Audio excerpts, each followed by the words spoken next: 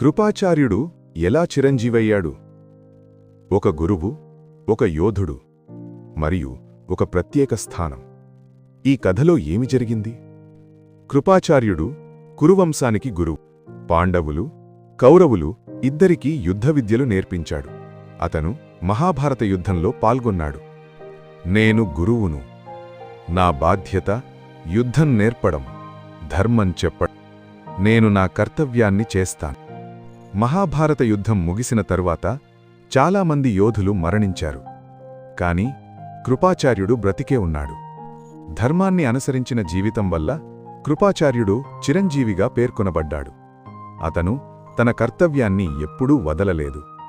పురాణ సంప్రదాయం ప్రకారం కృపాచార్యుడు ఇంకా జీవిస్తున్నాడని చెబుతారు. అందుకే అతన్ని చిరంజీవిగా భావిస్తారు. ధర్మాన్ని అనుసరించిన జీవితం వల్ల కృపాచార్యుడు చిరంజీవిగా పేర్కొనబడ్డాడు. అతను తన కర్తవ్యాన్ని ఎప్పుడూ వదల్లేదు. పురాణ సాంప్రదాయం ప్రకారం కృపాచార్యుడు ఇంకా జీవిస్తున్నాడని చెబుతారు. అందుకే అతన్ని చిరంజీవిగా భావిస్తారు.